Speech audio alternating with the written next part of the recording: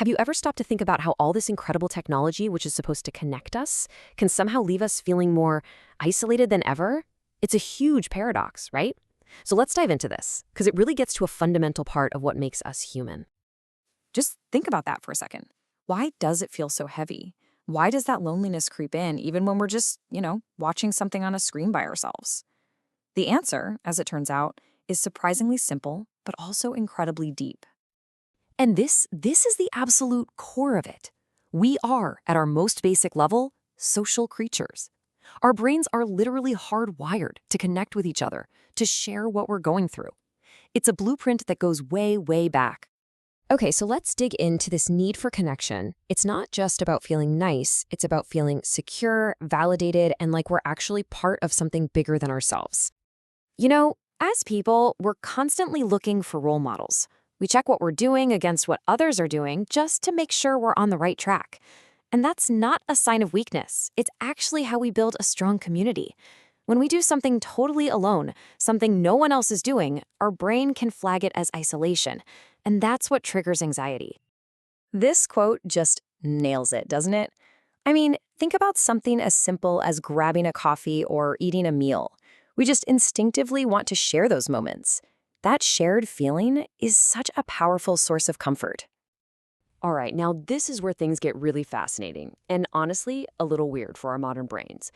There's this little psychological glitch, a blind spot really, that technology is perfectly designed to exploit.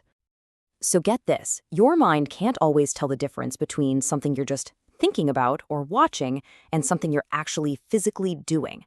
To your brain, the emotional experience can be almost exactly the same. And that is the absolute key. When you're super engaged in watching something, especially something really emotional or intimate, your mind doesn't just register you as a spectator. Nope. It processes the whole thing as if you're a participant. So you can probably see where this is going. What happens when an experience that's fundamentally designed for connection is consumed in total isolation? It creates this massive internal conflict. The source material really highlights this when talking about human intimacy. At its core, it's designed to be a shared act, a moment of connection. So when that kind of experience is simulated all by yourself, something essential gets broken in the process. I love this analogy on the slide. Trying to experience a shared act alone, it's like trying to jam a SIM card into a memory card slot. It's just not going to work. You're using something for a purpose it was never designed for, and that creates this deep mismatch that your mind really, really feels. And that feeling, that mismatch, it doesn't just go away. It creates this ripple effect of negative emotions that can pull you into a really dangerous self-feeding cycle. And here's what that cycle looks like. It starts with a solitary act, but because the mind thinks it's participating, it leads to this profound sense of guilt. That guilt then makes you want to pull away from people, to withdraw, which, of course, only makes you feel more isolated, which then makes that solitary act seem like the only way out. It is a perfect trap. And the consequences of being stuck in this loop are pretty severe. We're not just talking about feeling bad for a bit. It chips away at your confidence and can create this constant state of anxiety and fear about everything. So, if this cycle is already so powerful on its own, what do you think happens when you throw modern AI into the mix? Well, it becomes a personalized prison. Let's make this feel a bit more real. The source tells us about a person we're going to call Abdi to protect his identity. His story shows exactly how this digital trap works. So, Abdi might sit down at his computer with every intention of getting work done. But the algorithm, it doesn't care about his intentions. It only knows his past behavior, and it's designed to do one thing: predict what's going to grab and hold his attention. And this is the really sinister part. Without him even searching for anything, the AI starts pushing content at him based on his history.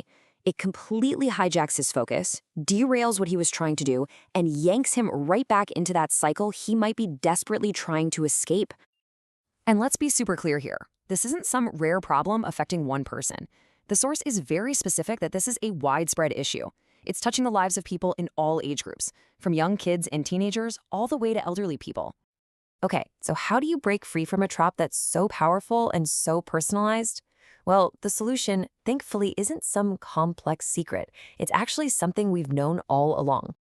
The answer is right back where we started this whole conversation. The problem is isolation. So, the solution has to be connection. It's all about leaning back into that fundamental human need that we all share.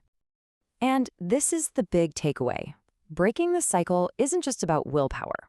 It's about re-engaging with the world around you, sharing how you feel, sharing your time with other people. That is the most powerful antidote there is. So that leaves us with one final thought. In a world that seems designed to pull us into our own little digital bubbles, maybe the most rebellious and most healing thing we can do is to just log off and truly connect with someone in the real world. It's a question worth asking ourselves every single day.